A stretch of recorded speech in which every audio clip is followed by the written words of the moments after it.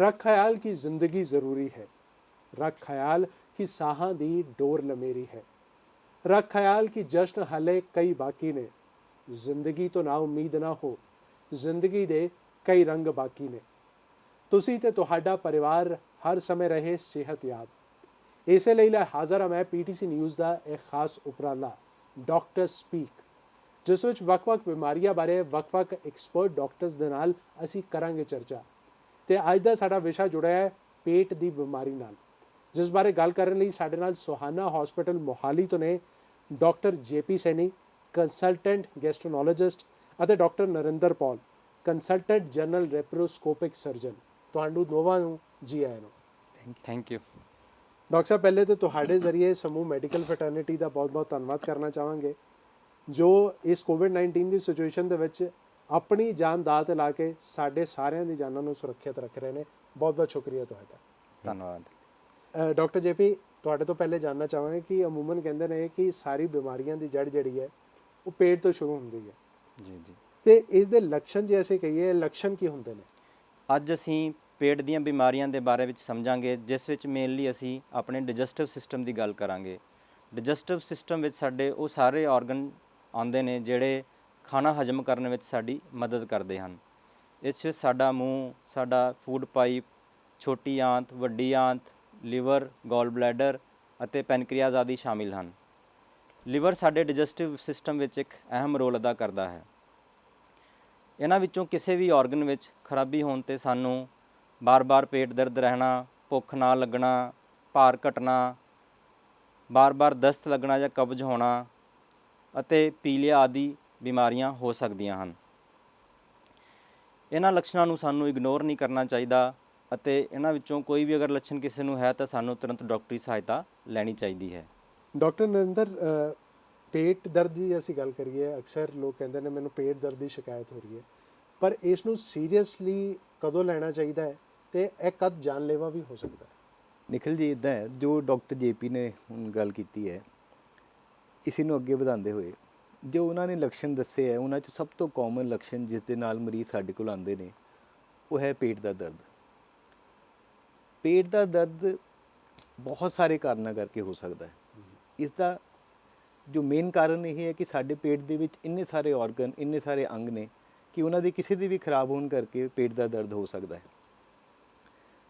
ਪੇਟ ਦਾ ਦਰਦ ਗਲੇ ਤੋਂ ਲੈ ਕੇ ਸ਼ੌਚ ਦੇ ਰਸਤੇ ਤੱਕ ਜਿੰਨੇ ਵੀ ਆਰਗਨ ਨੇ, ਉਹਨਾਂ 'ਚੋਂ ਕਿਸੇ ਵੀ ਆਰਗਨ ਦਾ ਜਾਂ ਕਿਸੇ ਵੀ ਅੰਗ ਦਾ ਖਰਾਬ ਹੋਣ ਦਾ ਇੱਕ ਲੱਛਣ ਹੈ। ਹੁਣ ਸਪੋਜ਼ਿਡਲੀ ਕਿਸੇ ਨੂੰ ਸਿੰਪਲੀ ਗੈਸ ਦੀ ਪ੍ਰੋਬਲਮ ਜਾਂ ਗੈਸਟਰਾਈਟਸ ਜਿਹਨੂੰ ਅਸੀਂ ਕਹਿੰਦੇ ਹਾਂ ਉਹ ਹੈ, ਜਿਸ ਦੇ ਵਿੱਚ ਉਹਨੂੰ ਅੱਪਰ ਅਬਡੋਮਨ ਯਾਨੀ ਉੱਪਰ ਦੇ ਪੇਟ ਦੇ ਵਿੱਚ ਦਰਦ ਹੁੰਦਾ ਹੈ। ਉਸੇ ਤਰ੍ਹਾਂ ਨਾਲ ਕਈ ਲੋਕਾਂ ਦੇ ਵਿੱਚ ਪਿੱਤੇ ਦੇ ਪੱਥਰੀ ਦਾ ਦਰਦ ਹੈ, ਉਹ ਇੱਕ ਪਾਸੇ ਹੁੰਦਾ ਹੈ। ਅਤੇ ਡਾਕਟਰ ਦੇ ਕੋਲ ਜਦ ਪੇਸ਼ੈਂਟ ਜਾਂਦਾ ਹੈ ਕਿ ਮੈਨੂੰ ਪੇਟ ਦਾ ਦਰਦ ਹੋ ਰਿਹਾ ਹੈ, ਤਾਂ ਆਮ ਤੌਰ 'ਤੇ ਜੋ ਡਾਕਟਰ ਹੈ ਸਭ ਤੋਂ ਪਹਿਲੇ ਉਹਨੂੰ ਚੰਗੀ ਤਰ੍ਹਾਂ ਉਹਦੀ ਜੋ ਕੰਪਲੇਂਟ ਹੈ ਉਹਨੂੰ ਸੁਣਦਾ ਹੈ ਅਤੇ ਉਹਦੇ ਹਿਸਾਬ ਨਾਲ ਅੰਦਾਜ਼ਾ ਲਗਾਉਂਦਾ ਹੈ ਕਿ ਇਹ ਜਿਹੜਾ ਦਰਦ ਹੈ ਇਹ ਕਿੱਥੋਂ ਆ ਰਿਹਾ ਹੋਏਗਾ ਜਾਂ ਇਹ ਕਿਸ ਕਾਰਨ ਕਰਕੇ ਹੋ ਰਿਹਾ ਹੋਏਗਾ। ਹੁਣ ਅਸੀਂ ਦੇਖੀਏ ਪੇਟ ਦੇ ਵਿੱਚ ਪੇਟ ਦੀ ਸਤ੍ਹਾ ਯਾਨੀ ਕਿ ਜੋ ਅਬਡੋਮਨਲ ਵਾਲ ਹੈ, ਉੱਥੋਂ ਲੈ ਕੇ ਨੀਚੇ ਆਪਣੇ ਜੋ ਅੰਗ ਨੇ, ਆਰਗਨ ਨੇ, ਉਹਨਾਂ ਤੱਕ ਅਲੱਗ-ਅਲੱਗ ਤਰ੍ਹਾਂ ਦੇ ਅਲੱਗ-ਅਲੱਗ ਦਰਦ ਹੋ ਸਕਦੇ ਆ। ਜਿੱਦਾਂ ਕਿਸੇ ਨੂੰ ਅਗਰ ਪੇਟ ਦੇ ਸਕਿਨ ਦੇ ਉੱਪਰ ਵੀ ਇਨਫੈਕਸ਼ਨ ਹੈ, ਜਿੱਦਾਂ ਅਸੀਂ ਹਰਪੇਸ ਜ਼ੋਸਟਰ ਜਿਹਨੂੰ ਕਹਿੰਦੇ ਹਾਂ, ਜਿਹਨੂੰ ਜਨੇਊ ਕਹਿੰਦੇ ਹਾਂ, ਉਹਦਾ ਦਰਦ ਹੈ। ਕਈ ਲੋਕਾਂ ਨੂੰ ਮਾਸਪੇਸ਼ੀਆਂ ਦੇ ਵਿੱਚ, ਪੇਟ ਦੀ ਮਾਸਪੇਸ਼ੀਆਂ 'ਚ ਦਰਦ ਹੋ ਰਿਹਾ ਹੈ, ਜਿੱਦਾਂ ਹਰਨੀਆ ਦਾ ਦਰਦ ਹੋ ਜਾਂਦਾ ਹੈ। ਕੁਛ ਲੋਕਾਂ ਨੂੰ ਉਹਦੇ ਅੰਦਰ ਜਿਹੜੇ ਆਰਗਨ ਹੈ, ਜਿੱਦਾਂ ਪੇਟ ਜਿਹਨੂੰ ਸਟਮਕ ਅਸੀਂ ਕਹਿੰਦੇ ਹਾਂ, ਉਹਦੇ ਵਿੱਚ ਅਗਰ ਅਲਸਰ ਨੇ ਜਾਂ ਜੋ ਛੋਟੀ ਆਂਤਰ ਦੇ ਵਿੱਚ ਅਲਸਰ ਨੇ, ਉਹਨਾਂ ਕਰਕੇ ਦਰਦ ਹੁੰਦਾ, ਜਿਹਨਾਂ ਨੂੰ ਅਸੀਂ ਆਮ ਲੈਂਗੁਏਜ ਵਿੱਚ ਕਹਿ ਦਿੰਦੇ ਹਾਂ ਕਿ ਇਹਨਾਂ ਨੂੰ ਅਲਸਰ ਦਾ ਪੇਨ ਹੋ ਰਿਹਾ। ਕੁਛ ਲੋਕਾਂ ਦੇ ਵਿੱਚ ਅਸੀਂ ਕਹਿੰਦੇ ਹਾਂ ਕਿ ਇਹਨਾਂ ਨੂੰ ਅਪੈਂਡਿਕਸ ਦਾ ਦਰਦ ਉੱਠ ਗਿਆ। ਉਹਦਾ ਮਤਲਬ ਹੁੰਦਾ ਹੈ ਕਿ ਛੋਟੀ ਆਂਤਰ ਦੇ ਵਿੱਚ ਇੱਕ ਹਿੱਸਾ ਹੈ ਅਪੈਂਡਿਕਸ, ਜਿਹਦਾ ਕਿ ਦਰਦ ਹੋ ਸਕਦਾ ਹੈ। ਯਾਨੀ ਕਿ ਦਰਦ ਜਿਹੜਾ ਆ ਉਹ ਪੇਟ ਦੇ ਵਿੱਚ ਕਿੱਥੇ ਹੋ ਰਿਹਾ, ਉਸ ਲੋਕੇਸ਼ਨ ਦੇ ਹਿਸਾਬ ਨਾਲ ਸਾਨੂੰ ਅੰਦਾਜ਼ਾ ਲਗਾਉਂਦੇ ਹਾਂ ਅਸੀਂ ਕਿ ਇਹ ਕਿੱਥੇ ਦਾ ਹੋਏਗਾ। ਦੂਸਰਾ, ਅਦਰ ਦੈਨ ਲੋਕੇਸ਼ਨ, ਜੋ ਦੂਸਰੀ ਚੀਜ਼ ਹੈ ਅਸੀਂ ਦੇਖਦੇ ਹਾਂ ਕਿ ਕਿੰਨਾ ਸੀਵੀਅਰ ਦਰਦ ਔਰ ਕਿੰਨੀ ਜਲਦੀ ਉੱਠਿਆ ਹੈ ਔਰ ਉਹ ਕਿੰਨੀ ਜਲਦੀ ਵਧਿਆ ਹੈ। ਯਾਨੀ ਕਿ ਅਗਰ ਦਰਦ ਅਚਾਨਕ ਨਾਲ ਸ਼ੁਰੂ ਹੁੰਦਾ ਹੈ ਔਰ ਇੱਕਦਮ ਨਾਲ ਬਹੁਤ ਤੇਜ਼ੀ ਨਾਲ ਵੱਧਦਾ ਹੈ ਔਰ ਉਹ ਕਿਸੇ ਵੀ ਦਵਾਈ ਨਾਲ ਠੀਕ ਨਹੀਂ ਹੋ ਰਿਹਾ, ਇਹੋ ਜਿਹਾ ਦਰਦ ਖਤਰਨਾਕ ਹੋ ਸਕਦਾ ਹੈ। ਇਸ ਕਰਕੇ ਜਦ ਵੀ ਕਿਸੇ ਨੂੰ ਪੇਟ ਦਾ ਦਰਦ ਹੋਵੇ, ਉਹ ਚਾਹੀਦਾ ਹੈ ਕਿ ਉਹ ਜਾ ਕੇ ਡਾਕਟਰ ਨੂੰ ਆਪਣਾ ਚੈੱਕਅਪ ਕਰਾਵੇ। ਡਾਕਟਰ ਪਹਿਲੇ ਉਹਦੀ ਹਿਸਟਰੀ ਲੈ ਕੇ, ਉਹਦੀ ਜਾਂਚ ਕਰਕੇ, ਫਿਰ ਅੱਗੇ ਖੂਨ ਦੀ ਜਾਂਚ ਜਾਂ ਬਲੱਡ ਟੈਸਟ ਕਰਾ ਕੇ ਜਾਂ ਬਾਕੀ ਟੈਸਟ ਕਰਾ ਕੇ ਇੱਕ ਨਤੀਜੇ ਤੇ ਪਹੁੰਚੇ ਕਿ ਇਹ ਦਰਦ ਕਿਸ ਕਾਰਨ ਹੋ ਰਿਹਾ ਹੈ। ਬਿਲਕੁਲ ਡਾਕਟਰ ਸਾਹਿਬ, ਤੁਸੀਂ ਬਹੁਤ ਹੀ ਵਿਸਤਾਰਪੂਰਵਕ ਪੇਟ ਦੇ ਦਰਦ ਨੂੰ ਲੈ ਕੇ ਜਾਣਕਾਰੀ ਤੇ ਦਿੱਤੀ ਹੈ। ਤੇ ਡਾਕਟਰ ਜੇਪੀ, ਇੱਥੇ ਇਹ ਜਾਣਨਾ ਚਾਹਾਂਗਾ ਕਿ ਜੇ ਕਿਸੇ ਨੂੰ ਪੇਟ ਦਾ ਦਰਦ ਹੋ ਰਿਹਾ ਹੈ ਤਾਂ ਉਹਨੂੰ ਕੀ ਕਰਨਾ ਚਾਹੀਦਾ ਹੈ ਤੇ ਟੈਸਟ ਕਿਹੜੇ-ਕਿਹੜੇ ਕਰਵਾਉਣੇ ਚਾਹੀਦੇ ਨੇ? ਇਹ ਬਹੁਤ ਵਧੀਆ ਸਵਾਲ ਪੁੱਛਿਆ ਤੁਸੀਂ। ਦੇਖੋ, ਸਾਨੂੰ ਆਪਣੇ ਆਪ ਕਦੀ ਵੀ ਕੋਈ ਟੈਸਟ ਨਹੀਂ ਕਰਾਉਣਾ ਚਾਹੀਦਾ। ਅਗਰ ਕਿਸੇ ਨੂੰ ਬਾਰ-ਬਾਰ ਪੇਟ 'ਚ ਦਰਦ ਹੋ ਰਿਹਾ ਹੈ ਤਾਂ ਸਾਨੂੰ ਡਾਕਟਰੀ ਸਲਾਹ ਜ਼ਰੂਰ ਲੈਣੀ ਚਾਹੀਦੀ ਹੈ। ਸਾਡੇ ਲੋਕਾਂ ਵਿੱਚ ਇੱਕ ਗਲਤ ਧਾਰਨਾ ਹੈ ਕਿ ਅਲਟਰਾਸਾਊਂਡ ਤੋਂ ਸਾਰੀਆਂ ਪੇਟ ਦੀਆਂ ਬਿਮਾਰੀਆਂ ਦਾ ਪਤਾ ਲੱਗ ਜਾਂਦਾ ਹੈ, ਪਰ ਇਹ ਗਲਤ ਹੈ। ਕਈ ਵਾਰੀ ਸਾਨੂੰ ਅਲਟਰਾਸਾਊਂਡ ਤੋਂ ਇਲਾਵਾ CT ਸਕੈਨ, MRI, ਐਂਡੋਸਕੋਪੀ ਜਾਂ ਕਲੋਨੋਸਕੋਪੀ ਆਦਿ ਹੋਰ ਟੈਸਟ ਵੀ ਕਰਨੇ ਪੈਂਦੇ ਨੇ, ਜਾਂ ਕਈ ਵਾਰੀ ਸਿੰਪਲ ਇੱਕ ਬਲੱਡ ਟੈਸਟ ਤੋਂ ਹੀ ਅਸੀਂ ਕਈ ਵਾਰੀ ਬਿਮਾਰੀਆਂ ਦਾ ਪਤਾ ਲਗਾ ਸਕਦੇ ਹਾਂ। ਸੋਹਾਣਾ ਹਸਪੀਟਲ ਵਿੱਚ ਸਾਡੇ ਕੋਲੋਂ state of the art latest techniques available ਹਨ, ਜਿਨ੍ਹਾਂ ਨਾਲ ਅਸੀਂ ਆਸਾਨੀ ਨਾਲ ਕਿਸੇ ਵੀ ਮਰੀਜ਼ ਦੀ ਬਿਮਾਰੀ ਦਾ ਪਤਾ ਲਗਾ ਸਕਦੇ ਹਾਂ ਅਤੇ ਤੁਰੰਤ ਉਸ ਦਾ ਉਪਚਾਰ ਕਰ ਸਕਦੇ ਹਾਂ। ਕਈ ਵਾਰੀ ਸਾਨੂੰ ਅਗਰ ਡਾਇਗਨੋਸਿਸ ਨਾ ਬਣੇ ਤਾਂ ਲੈਪਰੋਸਕੋਪੀ ਦੀ ਹੈਲਪ ਲੈਣੀ ਪੈਂਦੀ ਹੈ, ਜਿਸ ਬਾਰੇ ਡਾਕਟਰ ਨਰਿੰਦਰ ਤੁਹਾਨੂੰ ਦੱਸਣਗੇ। ਪੇਟ ਦੀ ਬਿਮਾਰੀਆਂ ਜਿੱਦਾਂ ਡਾਕਟਰ JP ਦੱਸ ਰਹੇ ਆ ਕਿ ਉਹਨਾਂ ਦੇ ਵਿੱਚ ਟੈਸਟ ਕਰਾਉਣੇ ਪੈਂਦੇ ਆ। ਖੂਨ ਦੀ ਜਾਂਚ ਕੁਛ ਇਹੋ ਜਿਹੀਆਂ ਜੋ ਡਾਕਟਰ ਸਾਹਿਬ ਨੇ ਦੱਸੀਆਂ ਕਿ ਜਿਨ੍ਹਾਂ ਨਾਲ ਸਾਨੂੰ ਇਹ ਪਤਾ ਲੱਗ ਜਾਂਦਾ ਹੈ ਕਿ ਦਰਦ ਜਾਂ ਬਾਕੀ ਜੋ ਸਿੰਪਟਮ ਆ ਰਹੇ ਕਿੱਥੋਂ ਆ ਰਹੇ ਆ। ਜੋ ਸਾਡਾ ਐਜ਼ ਅ ਸਰਜਨ ਰੋਲ ਹੈ ਇਨ ਇਨਵੈਸਟੀਗੇਸ਼ਨ, ਯਾਨੀ ਕਿ ਚੀਜ਼ ਦਾ ਪਤਾ ਲਾਉਣ ਵਾਸਤੇ, ਉਸ ਦੇ ਵਿੱਚ ਜੋ ਨਵੀਂ ਚੀਜ਼ ਆਈ ਹੈ ਉਹ ਹੈ ਲੈਪਰੋਸਕੋਪੀ। ਲੈਪਰੋਸਕੋਪੀ ਦੇ ਵਿੱਚ ਅਸੀਂ ਇੱਕ ਛੋਟਾ ਜਿਹਾ ਹੋਲ ਕਰਕੇ ਪੇਟ ਦੇ ਵਿੱਚ ਉਹਦੇ ਥਰੂ ਕੈਮਰਾ ਪਾ ਕੇ ਪੇਟ ਦੇ ਜੋ ਅੰਗ ਨੇ ਉਹਨਾਂ ਨੂੰ ਦੇਖ ਸਕਦੇ ਹਾਂ ਔਰ ਦੇਖ ਕੇ ਅੰਦਾਜ਼ਾ ਲਗਾ ਸਕਦੇ ਹਾਂ ਕਿ ਕਿਸ ਆਰਗਨ ਕਰਕੇ ਉਹ ਪ੍ਰੋਬਲਮ ਆ ਰਹੀ ਹੈ। ਔਰ ਇਸ ਦਾ ਇੱਕ फ़ायदा ਇਹ ਹੈ ਕਿ ਅਸੀਂ ਉਸੇ ਦੌਰਾਨ ਉਸ ਦਾ ਉਪਚਾਰ ਜਾਂ ਸਰਜਰੀ ਕਰ ਸਕਦੇ ਹਾਂ। ਇਸ ਤੋਂ ਇਲਾਵਾ ਲੈਪਰੋਸਕੋਪੀ ਨਾਲ ਅਗਰ ਪੇਟ ਦੇ ਵਿੱਚ ਸਾਨੂੰ ਸ਼ੱਕ ਹੈ ਕਿ ਇਹਦੇ ਵਿੱਚ ਕੈਂਸਰ ਹੋ ਸਕਦਾ ਹੈ ਤੇ ਲੈਪਰੋਸਕੋਪੀ ਕਰਕੇ ਯਾਨੀ ਦੂਰਬੀਨ ਨਾਲ ਅੰਦਰ ਜਾਂਚ ਕਰਕੇ ਉਸ ਹਿੱਸੇ ਤੋਂ ਕੋਈ ਪੀਸ ਲੈ ਕੇ ਬਾਇਓਪਸੀ ਕਰ ਸਕਦੇ ਹਾਂ, ਜੋ ਕਿ ਬਾਅਦ 'ਚ ਇਸ ਗੱਲ ਨੂੰ ਕਨਫਰਮ ਕਰਦਾ ਹੈ ਕਿ ਉਹ ਕੈਂਸਰ ਹੈ ਤੇ ਕਿੱਦਾਂ ਦਾ ਕੈਂਸਰ ਹੈ, ਤਾਂ ਕਿ ਉਹਦਾ ਇਲਾਜ ਹੋ ਸਕੇ। ਤੇ ਐਜ਼ ਅ ਸਰਜਨ ਅਸੀਂ ਲੈਪਰੋਸਕੋਪੀ ਨੂੰ ਕਾਫੀ ਯੂਜ਼ ਕਰਦੇ ਹਾਂ ਕਿਉਂਕਿ ਇਹਦੇ ਵਿੱਚ ਪੇਟ ਦੇ ਵਿੱਚ ਬਹੁਤ ਵੱਡਾ ਚੀਰਾ ਨਹੀਂ ਦੇਣਾ ਪੈਂਦਾ ਔਰ ਛੋਟੇ ਜਿਹੇ ਕੱਟ 'ਚੋਂ ਅਸੀਂ ਪਤਾ ਲਗਾ ਸਕਦੇ ਹਾਂ ਕਿ ਬਿਮਾਰੀ ਕੀ ਹੈ। ਤੇ ਡਾਕਟਰ ਨਰਿੰਦਰ, ਅੱਜ ਕੱਲ੍ਹ ਆਮ ਇਹ ਵੀ ਗੱਲ ਸੁਣਨ ਨੂੰ ਮਿਲਦੀ ਹੈ ਕਿ ਪੇਟ ਦੇ ਵਿੱਚ ਜਿਹਨੂੰ ਪਿੱਤੇ 'ਚ ਜਿਹਨੂੰ ਕਹਿੰਦੇ ਉਹ ਪੱਥਰੀ ਹੋ ਗਈ ਹੈ, ਤੇ ਉਹ ਪਿੱਤੇ ਦੀ ਪੱਥਰੀ ਦਾ ਮੁੱਖ ਕਾਰਨ ਜਿਹੜਾ ਉਹ ਕੀ ਹੋ ਸਕਦਾ ਤੇ ਇਸ ਦਾ ਇਲਾਜ ਕੀ ਹੈ? ਨਿਖਿਲ ਜੀ, ਇੱਦਾਂ ਹੈ ਕਿ ਪਿੱਤੇ ਦੀ ਪੱਥਰੀ ਸ਼ਾਇਦ ਹੀ ਕੋਈ ਪਰਿਵਾਰ ਇੱਦਾਂ ਦਾ ਹੋਏਗਾ ਜਿਹਦੇ ਵਿੱਚ ਕੋਈ ਹੁਣ ਇੱਦਾਂ ਦਾ ਸਦੱਸਿਆ ਨਹੀਂ ਹੈ ਜਿਹਨੂੰ ਪਿੱਤੇ ਦੀ ਪੱਥਰੀ ਦਾ ਆਪਰੇਸ਼ਨ ਨਹੀਂ ਹੋਇਆ ਹੈ। ਇੱਕ ਬੜੀ ਹੀ ਕਾਮਨ ਬਿਮਾਰੀ ਹੋ ਗਈ ਹੈ। ਇੱਕ ਅੰਦਾਜ਼ੇ ਦੇ ਹਿਸਾਬ ਨਾਲ 20 ਤੋਂ 25% ਪੋਪੂਲੇਸ਼ਨ ਜੋ ਹੈ ਉਹਨਾਂ ਨੂੰ ਪਿੱਤੇ ਦੀ ਪੱਥਰੀ ਦੀ ਪ੍ਰੋਬਲਮ ਹੁੰਦੀ ਹੈ। ਇਹਦੇ ਵਿੱਚ ਜੋ ਮੇਨ ਲੱਛਣ ਹੁੰਦਾ ਹੈ ਉਹ ਇਹ ਹੈ ਕਿ ਦਰਦ ਉੱਠਦਾ ਹੈ, ਜੋ ਕਿ ਕਾਫੀ ਸੀਵੀਅਰ ਹੋ ਸਕਦਾ ਹੈ ਔਰ ਇੱਕਦਮ ਉੱਠਦਾ ਹੈ ਔਰ ਕਾਫੀ ਦੇਰ ਰਹਿੰਦਾ ਹੈ। ਲੇਕਿਨ ਇਹ ਜੋ ਸਿੰਪਟਮ ਹੈ ਇਹ ਹੋਰ ਵੀ ਬਿਮਾਰੀਆਂ 'ਚ ਹੋਣ ਕਰਕੇ ਸਾਨੂੰ ਕੁਝ ਟੈਸਟ ਕਰਾਉਣੇ ਪੈਂਦੇ ਆ ਇਹ ਦੇਖਣ ਲਈ ਕਿ ਇਹ ਦਰਦ ਪਿੱਤੇ ਕਰਕੇ ਹੀ ਹੋ ਰਿਹਾ ਹੈ, ਜਿਹਦੇ ਵਿੱਚ ਸਭ ਤੋਂ ਕਾਮਨ ਜੋ ਅਸੀਂ ਟੈਸਟ ਕਰਦੇ ਹਾਂ ਹੈਗਾ ਅਲਟਰਾਸਾਊਂਡ। ਅਲਟਰਾਸਾਊਂਡ ਕਰਕੇ ਸਾਨੂੰ ਪਤਾ ਲੱਗਦਾ ਹੈ ਕਿ ਪਿੱਤੇ 'ਚ ਕਿੰਨੀਆਂ ਪੱਥਰੀਆਂ ਨੇ, ਕਿੱਥੇ ਫਸੀਆਂ ਨੇ, ਪਿੱਤੇ ਦੀ ਜੋ ਵਾਲ ਹੈ ਉਹ ਕਿੰਨੀ ਥਿਕ ਹੋਈ ਹੈ, ਯਾਨੀ ਕਿ ਉਹ ਸੋਜਸ਼ ਹੈ ਕਿ ਨਹੀਂ ਹੈ। ਇਸ ਤੋਂ ਇਲਾਵਾ ਜੋ ਪਿੱਤੇ ਦਾ ਦਰਦ ਹੈ ਉਹ ਅਗਰ ਸਟੋਨ ਅੱਗੇ ਸਲਿੱਪ ਕਰ ਜਾਏ ਤੇ ਉਹ ਹੋਰ ਚੀਜ਼ਾਂ ਨੂੰ ਵੀ ਅੱਗੇ ਕਰ ਸਕਦਾ, ਯਾਨੀ ਕਿ ਅਦਰ ਦੈਨ ਪੇਨ ਉਹ ਹੋਰ ਚੀਜ਼ਾਂ ਕਰ ਸਕਦਾ ਹੈ, ਜਿੱਦਾਂ ਜੌਂਡਿਸ ਹੋਣਾ, ਪੀਲੀਆ ਹੋਣਾ। ਅਗਰ ਸਲਿੱਪ ਕਰਕੇ ਅੱਗੇ ਖਾਣੇ ਦੀ ਨਾਲੀ 'ਚ ਜਾ ਕੇ ਫਸ ਜਾਂਦੀ ਹੈ ਪੱਥਰੀ ਤੇ ਪੀਲੀਆ ਹੋ ਸਕਦਾ ਹੈ। ਐਗਜ਼ੈਕਟਲੀ ਤਾਂ ਇਹ ਪਤਾ ਨਹੀਂ ਲਗਾ ਸਕਦੇ ਕਿ ਪਿੱਤੇ ਦੀ ਪੱਥਰੀ ਕਿਉਂ ਹੁੰਦੀ ਹੈ, ਲੇਕਿਨ ਕੁਝ ਕਾਰਨ ਜੋ ਇਹਦੇ ਵਿੱਚ ਮੇਨ ਨੇ ਉਹਨਾਂ 'ਚ ਮੇਨ ਹੈਗਾ ਹੈ ਕਿ ਜੋ ਲੋਕ ਜ਼ਿਆਦਾ ਫੈਟੀ ਫੂਡ ਖਾਂਦੇ ਨੇ ਜਾਂ ਜ਼ਿਆਦਾ ਫਾਸਟ ਫੂਡ ਖਾਂਦੇ ਨੇ ਉਹਨਾਂ 'ਚ ਪਿੱਤੇ ਦੀ ਪੱਥਰੀਆਂ ਜ਼ਿਆਦਾ ਦੇਖਣ ਨੂੰ ਮਿਲਦੀਆਂ, ਕਿਉਂਕਿ ਪਿੱਤੇ ਦੀ ਪੱਥਰੀ ਜ਼ਿਆਦਾਤਰ ਕੇਸਿਸ ਦੇ ਵਿੱਚ ਕੋਲੇਸਟ੍ਰੋਲ ਤੋਂ ਬਣਦੀ ਹੈ। ਯਾਨੀ ਜਿਨ੍ਹਾਂ ਦੇ ਵਿੱਚ ਹਾਈ ਕੋਲੇਸਟ੍ਰੋਲ ਲੈਵਲ ਹੁੰਦਾ ਆ ਉਹਨਾਂ ਵਿੱਚ ਪਿੱਤੇ ਦੀ ਪੱਥਰੀ ਬਣਨ ਦੇ ਚਾਂਸਸ ਜ਼ਿਆਦਾ ਹੁੰਦੇ ਆ। ਔਰ ਜੋ ਅਸੀਂ ਬੱਚਿਆਂ ਨੂੰ ਹੁਣ ਦਿੰਦੇ ਆ ਉਹਦਾ ਅਸਰ 10 ਸਾਲਾਂ 15 ਸਾਲਾਂ ਬਾਅਦ ਪਤਾ ਲੱਗਦਾ ਹੈ। ਇਸ ਕਰਕੇ ਜੋ ਬੱਚਿਆਂ ਦੀ ਹੁਣ ਡਾਈਟ ਅਸੀਂ ਦੇ ਰਹੇ ਹਾਂ ਉਸ 'ਤੇ ਅੱਗੇ ਜਾ ਕੇ 10-15 ਸਾਲਾਂ 'ਚ ਉਹਨਾਂ ਨੂੰ ਪਿੱਤੇ ਦੀ ਪੱਥਰੀ ਔਰ ਬਾਕੀ ਪੱਥਰੀਆਂ ਦਾ ਪ੍ਰੋਬਲਮ ਆਉਂਦੀ ਹੈ। ਮੋਸਟ ਆਫ ਦਾ ਕੇਸਿਸ ਵੀ ਸਾਨੂੰ ਆਪਰੇਸ਼ਨ ਕਰਨਾ ਹੀ ਪੈਂਦਾ ਹੈ, ਕਿਉਂਕਿ ਇਹਦੀ ਕੰਪਲੀਕੇਸ਼ਨਾਂ ਜਿਹੜੀਆਂ ਨੇ, ਜੋ ਕੰਪਲੀਕੇਸ਼ਨ ਅੱਗੇ ਹੋ ਸਕਦੀਆਂ ਉਹ ਕਾਫੀ ਸੀਰੀਅਸ ਨੇ। ਪਰ ਆਪਰੇਸ਼ਨ ਇਹਦਾ ਇੰਨਾ ਕੋਈ ਡਿਫਿਕਲਟ ਨਹੀਂ ਹੈ। ਅੱਜ ਕੱਲ੍ਹ ਜ਼ਿਆਦਾਤਰ ਆਪਰੇਸ਼ਨ ਜੋ ਹੈ ਉਹ ਦੂਰਬੀਨ ਨਾਲ ਹੀ ਹੁੰਦੇ ਆ। ਪੇਸ਼ੈਂਟ ਨੂੰ ਇੱਕ ਅੱਧੇ ਦਿਨ ਵਾਸਤੇ ਹਸਪੀਟਲ 'ਚ ਰਹਿਣਾ ਪੈਂਦਾ ਹੈ ਔਰ ਆਪਣੇ ਕੰਮ 'ਤੇ ਉਹ ਜਲਦੀ ਵਾਪਸ ਜਾ ਸਕਦਾ ਹੈ। ਅਤੇ ਇਹ ਕੋਈ ਬਹੁਤ ਜ਼ਿਆਦਾ ਘਬਰਾਉਣ ਵਾਲੀ ਗੱਲ ਨਹੀਂ ਹੈ। ਇਹ ਜ਼ਰੂਰ ਕਹਾਂਗਾ ਕਿ ਜਿਨ੍ਹਾਂ ਨੂੰ ਇਹ ਪ੍ਰੋਬਲਮ ਆਉਂਦੀ ਹੈ ਉਹਨਾਂ ਨੂੰ ਚਾਹੀਦਾ ਹੈ ਕਿ ਆਪਣਾ ਆਪਰੇਸ਼ਨ ਟਾਈਮ ਤੇ ਕਰਾ ਲੈਣ ਤਾਂ ਕਿ ਅੱਗੇ ਕੰਪਲਿਕੇਸ਼ਨ ਨਾ ਹੋਵੇ। ਡਾਕਟਰ ਜੇਪੀ, ਫੈਟੀ ਲੀਵਰ ਵੀ ਅੱਜ ਕੱਲ੍ਹ ਬੜਾ ਅਮੂਮਨ ਸੁਣਨ ਨੂੰ ਮਿਲਦਾ ਹੈ ਜੀ। ਇਹ ਫੈਟੀ ਲੀਵਰ ਪਹਿਲੇ ਤਾਂ ਹੈ ਕੀ, ਤੇ ਇਹਨੂੰ ਕਿੰਨਾ ਸੀਰੀਅਸਲੀ ਲਿਆ ਜਾਵੇ ਤੇ ਇਸ ਤੋਂ ਬਚਿਆ ਕਿਵੇਂ ਜਾਏ? ਦੇਖੋ, ਫੈਟੀ ਲੀਵਰ ਹੈ ਸਾਡੇ ਲਿਵਰ 'ਚ ਐਕਸਟਰਾ ਫੈਟ ਦਾ ਜਮ੍ਹਾਂ ਹੋ ਜਾਣਾ। ਜਦੋਂ ਐਕਸਟਰਾ ਫੈਟ ਸਾਡੇ ਲਿਵਰ 'ਚ ਜਮ੍ਹਾਂ ਹੁੰਦੀ ਹੈ ਤੇ ਇਹ ਸਾਡੇ ਲਿਵਰ ਦੇ ਸੈਲਜ਼ ਨੂੰ ਤੋੜਨਾ ਸ਼ੁਰੂ ਕਰ ਦਿੰਦੀ ਹੈ, ਜਿਸ ਨਾਲ ਸਾਡਾ ਲਿਵਰ ਹੌਲੀ ਹੌਲੀ ਖਰਾਬ ਹੋ ਜਾਂਦਾ ਹੈ, ਜਿਸ ਨੂੰ ਕਿ ਸਿਰੋਸਿਸ ਆਫ ਲਿਵਰ ਕਿਹਾ ਜਾਂਦਾ ਹੈ। ਫੈਟੀ ਲਿਵਰ ਹੋਣ ਦੇ ਮੁੱਖ ਕਾਰਨ ਓਵਰਵੇਟ ਹੋਣਾ, ਡਾਇਬਟੀਜ਼ ਅਤੇ ਹੈਵੀ ਕੰਜ਼ੰਪਸ਼ਨ ਆਫ ਅਲਕੋਹਲ ਹੈ। ਇਹ ਆਪ ਦੇਖਿਆ ਗਿਆ ਹੈ ਕਿ ਆਲਮੋਸਟ 30 ਤੋਂ 40% ਲੋਕਾਂ ਵਿੱਚ ਫੈਟੀ ਲਿਵਰ ਪਾਇਆ ਜਾਂਦਾ ਹੈ। ਅਗਰ ਇਸ ਦਾ ਟਾਈਮ ਸਿਰ ਆਪਾਂ ਟੈਸਟ ਕਰਵਾ ਲਈਏ ਅਤੇ ਡਾਕਟਰੀ ਸਲਾਹ ਲੈ ਲਈਏ ਤਾਂ ਇਸ ਲਿਵਰ ਨੂੰ ਖਰਾਬ ਹੋਣ ਤੋਂ ਬਚਾਇਆ ਜਾ ਸਕਦਾ ਹੈ।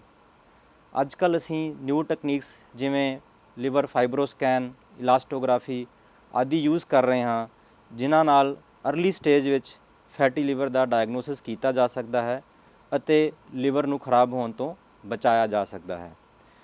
ਫੈਟੀ ਲਿਵਰ ਤੋਂ ਬਚਣ ਲਈ ਸਾਨੂੰ ਰੈਗੂਲਰ ਐਕਸਰਸਾਈਜ਼ ਕਰਨੀ ਚਾਹੀਦੀ ਹੈ, ਵੇਟ ਕੰਟਰੋਲ 'ਚ ਰੱਖਣਾ ਚਾਹੀਦਾ ਹੈ ਆਪਣਾ, ਅਲਕੋਹਲ ਦੇ ਸੇਵਨ ਤੋਂ ਬਚਣਾ ਚਾਹੀਦਾ ਹੈ।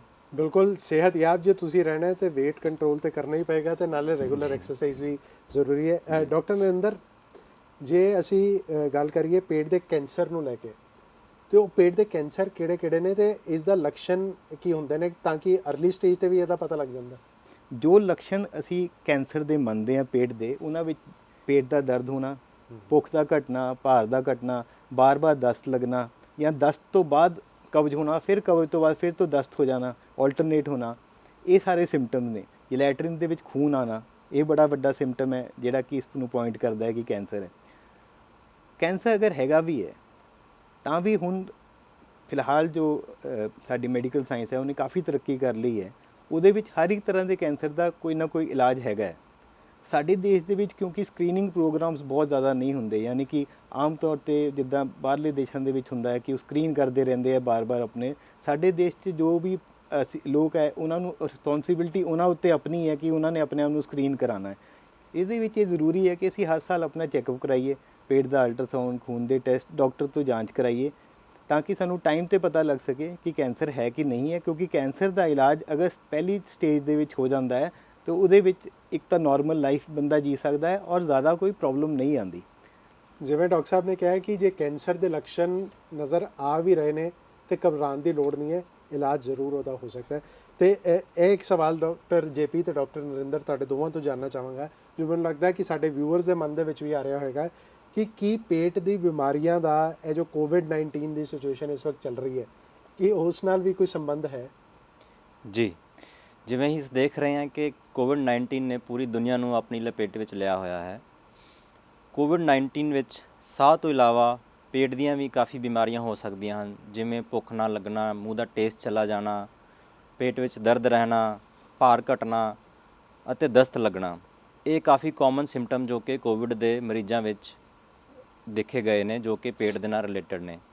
ਅਗਰ ਕਿਸੇ ਨੂੰ ਬੁਖਾਰ ਦੇ ਨਾਲ ਇਹ ਸਾਰੇ ਸਿੰਪਟਮ ਆ ਰਹੇ ਹਨ ਤਾਂ ਉਸ ਨੂੰ ਆਪਣਾ ਕੋਵਿਡ ਟੈਸਟ ਕਰਾਉਣਾ ਚਾਹੀਦਾ ਹੈ, ਜਿਸ ਨਾਲ ਉਸ ਦੀ ਅਤੇ ਉਸ ਦੇ ਨਾਲਦਿਆਂ ਦੀ ਸੇਫਟੀ ਜ਼ਰੂਰੀ ਹੈ।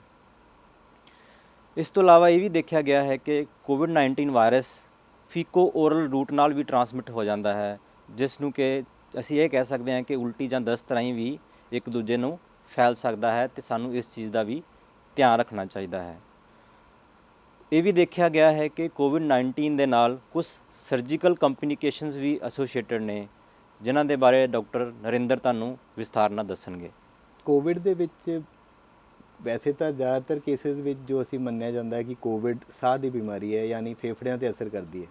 ਲੇਕਿਨ ਜਿੱਦਾਂ ਡਾਕਟਰ ਜੇਪੀ ਨੇ ਦੱਸਿਆ ਕਿ 20% ਲੋਕਾਂ ਦੇ ਵਿੱਚ ਇਹ ਪੇਟ 'ਤੇ ਜਾਂ ਇੰਟੈਸਟਾਈਨ 'ਤੇ ਵੀ ਅਸਰ ਕਰਦੀ ਹੈ।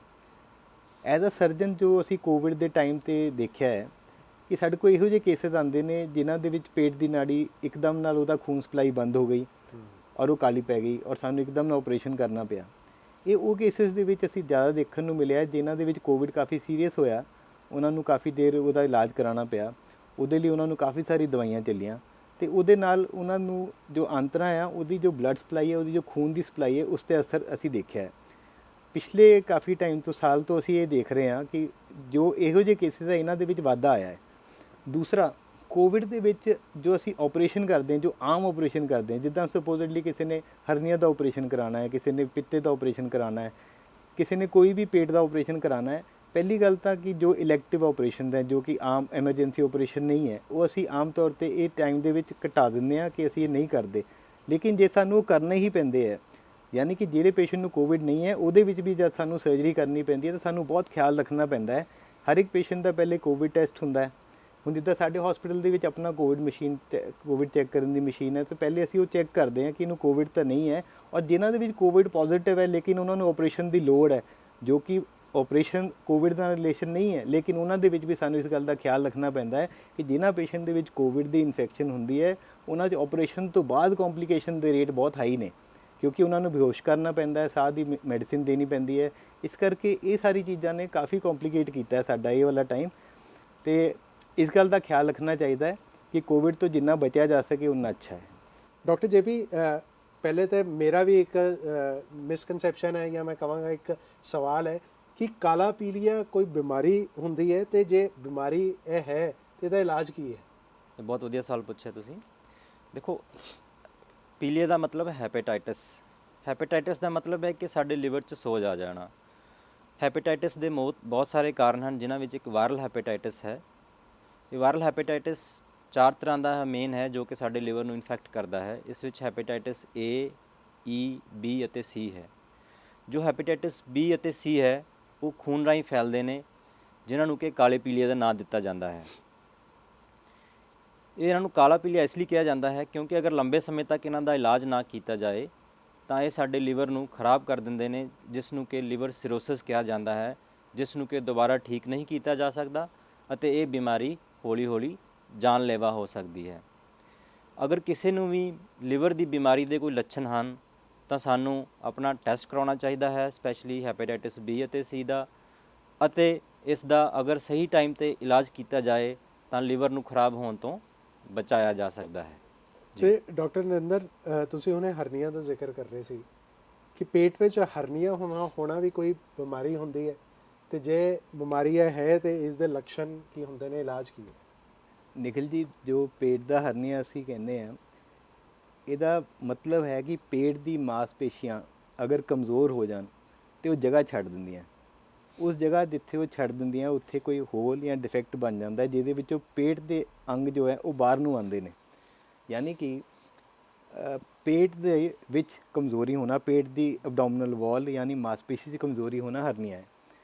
ਇਸ ਦੇ ਕਾਰਨ ਹੋ ਸਕਦੇ ਆ ਜਿਹੜੇ ਲੋਕ ਸਮੋਕਿੰਗ ਕਰਦੇ ਆ ਉਹਨਾਂ ਵਿੱਚ ਇਹ ਬੜਾ ਕਾਮਨ ਹੈ, ਜਾਂ ਫਿਰ ਜਿਨ੍ਹਾਂ ਨੇ ਕੋਈ ਇੱਦਾਂ ਦਾ ਕੰਮ ਕਰਨਾ ਜਿਹਦੇ 'ਚ ਬਹੁਤ ਜ਼ੋਰ ਲੱਗਦਾ ਹੈ, ਉਹਨਾਂ ਵਿੱਚ ਹਰਨੀਆ ਕਿੱਥੇ ਹੋ ਸਕਦਾ ਹੈ? ਆਮ ਤੌਰ 'ਤੇ ਜੋ ਪੇਟ ਦੇ ਹਿੱਸੇ ਜਿੱਥੇ ਵੀਕਨੈਸ ਹੈ, ਜਿੱਦਾਂ ਧੁੰਨੀ ਦਾ ਹਿੱਸਾ ਜਾਂ ਫਿਰ ਅੰਬਲਾਈਕਸ ਜਿਹਨੂੰ ਕਹਿੰਦੇ ਆ, ਜਾਂ ਨਾਭੀ ਜਿਹਨੂੰ ਕਹਿੰਦੇ ਆ, ਉਹ ਹਿੱਸਾ ਅਤੇ ਉਹਦੇ ਆਸ-ਪਾਸ ਦਾ ਹਿੱਸਾ, ਇੱਥੇ ਕਮਜ਼ੋਰੀ ਹੁੰਦੀ ਹੈ। ਉਹਦੇ ਵਿੱਚੋਂ ਅਗਰ ਕੋਈ ਮਾਸਪੇਸ਼ੀ ਜਗ੍ਹਾ ਛੱਡ ਦਿੰਦੀ ਹੈ ਅਤੇ ਜੋ ਅੰਦਰੋਂ ਦੀ ਬਾਹਰ ਪੇਟ ਦਾ ਸਮਾਨ ਜਾਂ ਪੇਟ ਦੇ ਜੋ ਇੰਟੈਸਟਾਈਨ ਜਾਂ ਕੁਝ ਬਾਹਰ ਆਉਂਦੀ ਹੈ ਉਹਨੂੰ ਹਰਨੀਆ ਕਹਿੰਦੇ। ਉਸੇ ਤਰ੍ਹਾਂ ਨਾਲ ਆਦਮੀਆਂ ਵਿੱਚ ਨੀਚੇ ਨਲਾਂ ਦੇ ਕੋਲ ਦੋਨੋਂ ਪਾਸੇ ਕਮਜ਼ੋਰੀ ਹੈ, ਜੋ ਕਿ ਬਚਪਨ ਤੋਂ ਹੀ ਹੁੰਦੀ ਹੈ, ਲੇਕਿਨ ਅਗਰ ਉਹਨਾਂ ਨੂੰ ਕੋਈ ਇੱਦਾਂ ਦੀ ਪ੍ਰੋਬਲਮ ਆਉਂਦੀ ਹੈ ਕਿ ਜਿਹਦੇ ਕਰਕੇ ਪੇਟ ਦੇ ਵਿੱਚ ਉੱਥੇ ਵੀਕਨੈਸ ਆ ਜਾਏ ਅਤੇ ਉਹਦੇ ਵਿੱਚੋਂ ਹਰਨੀਆ ਬਣ ਜਾਂਦਾ ਹੈ। ਹਰਨੀਆ ਇੱਕ ਇਹੋ ਜਿਹੀ ਪ੍ਰੋਬਲਮ ਹੈ ਕਿ ਜਿਹਦਾ ਇਲਾਜ ਸਿਰਫ ਸਰਜੀਕਲ ਹੈ, ਯਾਨੀ ਕਿ ਇਹਦਾ ਕੋਈ ਮੈਡੀਕਲ ਇਲਾਜ ਨਹੀਂ ਹੈ। ਉਹ ਇਹਦਾ ਕਾਰਨ ਇਹ ਕਿਉਂਕਿ ਇਹ ਇੱਕ ਮਕੈਨੀਕਲ ਬਿਮਾਰੀ ਹੈ, ਇਹਦੇ ਵਿੱਚ ਜੋ ਡਿਫੈਕਟ ਹੈ, ਇਹਦੇ ਵਿੱਚ ਜੋ ਪ੍ਰੋਬਲਮ ਹੈ ਉਹ ਮਕੈਨੀਕਲ ਹੈ, ਤਾਂ ਇਲਾਜ ਵੀ ਮਕੈਨੀਕਲ ਹੈ। ਯਾਨੀ ਕਿ ਜਿੱਥੋਂ ਵੀ ਅਗਰ ਵੀਕਨੈਸ ਆਈ ਹੈ ਸਾਨੂੰ ਉਸ ਹਿੱਸੇ ਨੂੰ ਬੰਦ ਕਰਨਾ ਪੈਂਦਾ ਹੈ, ਔਰ ਆਮ ਤੌਰ 'ਤੇ ਸਾਨੂੰ ਕਿਸੇ ਜਾਲੀ ਦੇ ਨਾਲ ਜਾਂ ਜਿਹਨੂੰ ਅਸੀਂ ਮੈਸ਼ ਕਹਿੰਦੇ ਹਾਂ ਉਹਦੇ ਨਾਲ ਉਹਨੂੰ ਰੀਇਨਫੋਰਸ ਕਰਨਾ ਪੈਂਦਾ, ਯਾਨੀ ਉਹਦੇ ਉੱਤੇ ਉਹ ਮੈਸ਼ ਲਗਾਉਣੀ ਪੈਂਦੀ ਹੈ ਤਾਂ ਕਿ ਉਹ ਇੰਨਾ ਸਟਰੋਂਗ ਹੋ ਜਾਏ ਕਿ ਹਰਨੀਆ ਬੰਦ ਹੋ ਜਾਏ। ਯਾਨੀ ਕਿ ਹਰਨੀਆ ਦੇ ਵਿੱਚ ਕੋਈ ਚੀਜ਼ ਪੇਟ ਦੇ ਵਿੱਚੋਂ ਬਾਹਰ ਨਹੀਂ ਕੱਢੀ ਜਾਂਦੀ। ਇਹ ਕੋਈ ਇਹੋ ਜਿਹੀ ਚੀਜ਼ ਨਹੀਂ ਹੈ ਕਿ ਪੇਟ ਦਾ ਕੋਈ ਅੰਗ ਅਸੀਂ ਬਾਹਰ ਕੱਢਦੇ ਹਾਂ, ਸਿਰਫ ਅਸੀਂ ਉਸ ਡਿਫੈਕਟ ਨੂੰ ਬੰਦ ਕਰਦੇ ਹਾਂ। ਔਰ ਇਸ ਡਿਫੈਕਟ ਨੂੰ ਬੰਦ ਕਰਨ ਲਈ ਜੋ ਹੁਣ ਲੇਟੈਸਟ ਟੈਕਨੋਲੋਜੀ ਹੈ ਉਹ ਹੈ ਲੈਪਰੋਸਕੋਪੀ, ਯਾਨੀ ਦੂਰਬੀਨ ਦੇ ਨਾਲ। ਜ਼ਿਆਦਾਤਰ ਕੇਸਿਸ ਦੇ ਵਿੱਚ ਜੋ ਹਰਨੀਆ ਦਾ ਆਪਰੇਸ਼ਨ ਹੈ ਉਹ ਦੂਰਬੀਨ ਨਾਲ ਪੋਸੀਬਲ ਹੈ, ਔਰ ਸਾਡੇ ਹਸਪੀਟਲ ਦੇ ਵਿੱਚ ਵੀ ਲੇਟੈਸਟ 4K ਟੈਕਨੋਲੋਜੀ ਦਾ ਲੈਪਰੋਸਕੋਪੀ ਹੈ, ਜਿਹਦੇ ਨਾਲ ਕਿ ਇਹ ਆਪਰੇਸ਼ਨ ਬੜੇ ਸਿੰਪਲ, ਬੜੇ ਆਰਾਮ ਨਾਲ ਔਰ ਬੜੇ ਸੇਫਲੀ ਕੀਤੇ ਜਾ ਸਕਦੇ ਨੇ। ਤੇ ਡਾਕਟਰ ਸਾਹਿਬ, ਆਮ ਲੋਕਾਂ ਦਾ ਇਹ ਸਵਾਲ ਹੈ, ਮੈਨੂੰ ਲੱਗਦਾ ਤੁਹਾਡੇ ਤੱਕ ਵੀ ਬਾਰ-ਬਾਰ ਪਹੁੰਚਦਾ ਹੋਵੇਗਾ ਕਿ ਅਸੀਂ ਕੀ ਅਜਿਹਾ ਕਰੀਏ ਕਿ ਸਾਨੂੰ ਪੇਟ ਦੀ ਜਿਹੜੀ ਬਿਮਾਰੀਆਂ ਹੈ ਉਹ ਨਾ ਹੀ ਲੱਗਣ, ਕਿਉਂਕਿ ਜਿਵੇਂ ਮੈਂ ਸ਼ੁਰੂਆਤ ਦੇ ਵਿੱਚ ਕਿਹਾ ਸੀ ਕਿ ਪੇਟ ਦੀ ਬਿਮਾਰੀਆਂ ਤੋਂ ਹੀ ਕਹਿੰਦੇ ਸਾਰੀ ਬਿਮਾਰੀਆਂ ਦੀ ਸ਼ੁਰੂਆਤ ਹੁੰਦੀ ਹੈ। ਜੀ ਦੇਖੋ ਜੀ, ਪੇਟ ਦੀਆਂ ਬਿਮਾਰੀਆਂ ਤੋਂ ਬਚਣ ਲਈ ਸਾਨੂੰ 3-4 ਸਿੰਪਲ ਜਿਹੀਆਂ ਗੱਲਾਂ ਦਾ ਧਿਆਨ ਰੱਖਣਾ ਚਾਹੀਦਾ ਹੈ। ਜਿਵੇਂ ਕਿ ਫਸਟ ਹੈ ਬੈਲੈਂਸ ਡਾਈਟ, ਆਪਣਾ ਸਪਾਈਸੀ ਫਰਾਈਡ ਫੂਡ ਤੋਂ ਬਚਣਾ ਚਾਹੀਦਾ ਹੈ ਅਤੇ ਰੈਗੂਲਰ ਆਪਣੇ 3 ਮੀਲਸ ਆਪਾਂ ਨੂੰ ਪੂਰੇ ਦਿਨ 'ਚ ਜੋ ਕਿ ਲੈਣੇ ਚਾਹੀਦੇ ਨੇ। ਰੈਗੂਲਰ ਐਕਸਰਸਾਈਜ਼ ਕਰਨੀ ਚਾਹੀਦੀ ਹੈ, weight ਨੂੰ ਕੰਟਰੋਲ 'ਚ ਰੱਖੋ, ਡਾਇਬਟੀਜ਼ ਨੂੰ ਕੰਟਰੋਲ 'ਚ ਰੱਖੋ, ਅਲਕੋਹਲ ਦਾ ਜ਼ਿਆਦਾ ਸੇਵਨ ਨਾ ਕਰੋ ਅਤੇ ਆਪਣੇ ਰੈਗੂਲਰ ਹੈਲਥ ਚੈੱਕਅਪ ਕਰਾਉਂਦੇ ਰਹੋ। ਫਿਰ ਵੀ ਅਗਰ ਕਿਸੇ ਨੂੰ ਕੋਈ ਪੇਟ ਦਾ ਕੋਈ ਸਿੰਪਟਮ ਬਾਰ-ਬਾਰ ਤੰਗ ਕਰ ਰਿਹਾ ਹੈ, ਪਰੇਸ਼ਾਨ ਕਰ ਰਿਹਾ ਹੈ, ਅਤੇ ਗੂਗਲ ਜਾਂ WhatsApp ਤੋਂ ਪਹਿਲਾਂ ਡਾਕਟਰੀ ਸਹਾਇਤਾ ਜ਼ਰੂਰ ਲਓ, ਜਿਸ ਨਾਲ ਕਿ ਇਸ ਨੂੰ ਵਧਣ ਤੋਂ ਬਚਾਇਆ ਜਾ ਸਕਦਾ ਹੈ। ਬਿਲਕੁਲ, ਜਿਵੇਂ ਡਾਕਟਰ ਸਾਹਿਬ ਨੇ ਕਿਹਾ ਹੈ ਕਿ ਆਪ ਆਪਣੇ ਡਾਕਟਰ ਨਹੀਂ ਬਣਨਾ ਹੈ, ਇਲਾਜ ਕਰਵਾਉਣਾ ਹੈ। ਜੇ ਤੁਹਾਨੂੰ ਕਿਸੇ ਤਰ੍ਹਾਂ ਦਾ ਵੀ ਪੇਟ ਨਾਲ ਜੁੜੇ ਹੋਏ ਕੋਈ ਵੀ ਸਿੰਪਟਮ ਜਿਹੜੇ ਨੇ ਉਹ ਨਜ਼ਰ ਆਉਂਦੇ ਨੇ। ਡਾਕਟਰ ਸਾਹਿਬ, ਤੁਹਾਡਾ ਬਹੁਤ-ਬਹੁਤ ਧੰਨਵਾਦ ਇੰਨੀ ਅਹਿਮ ਜਾਣਕਾਰੀਆਂ ਸਾਡੇ ਨਾਲ ਸਾਂਝੀਆਂ ਕਰਨ ਲਈ। ਬਹੁਤ-ਬਹੁਤ ਸ਼ੁਕਰੀਆ। ਥੈਂਕ ਯੂ ਜੀ, ਥੈਂਕ ਯੂ। ਜ਼ਿੰਦਗੀ ਨੂੰ ਜ਼ਿੰਦਾਬਾਦ ਕਹਿਣਾ ਹੈ ਤੇ ਆਪਣੀ ਸਿਹਤ ਦਾ, ਆਪਣੇ ਪਰਿਵਾਰ ਦੀ ਸਿਹਤ ਦਾ ਬਿਲਕੁਲ ਧਿਆਨ ਰੱਖਣਾ ਹੈ। ਤੇ ਜ਼ਰੂਰ ਤੁਸੀਂ ਅਗਲੇ ਹਫਤੇ ਵੀ ਵੇਖਣਾ ਹੈ ਡਾਕਟਰ ਸਪੀਕ। ਇੱਕ ਹੋਰ ਬਿਮਾਰੀ ਬਾਰੇ ਅਸੀਂ ਕਰਾਂਗੇ ਐਕਸਪਰਟ ਡਾਕਟਰਸ ਦੇ ਨਾਲ ਚਰਚਾ। ਵੇਖਣਾ ਭੁੱਲਿਓ ਨਾ, ਹਰ ਸੰਡੇ ਸ਼ਾਮ 5 ਵਜੇ ਸਿਰਫ PTC ਨਿਊਜ਼ ਤੇ। ਦਿਓ ਇਜਾਜ਼ਤ, ਰੱਬ ਰਾਖਾ।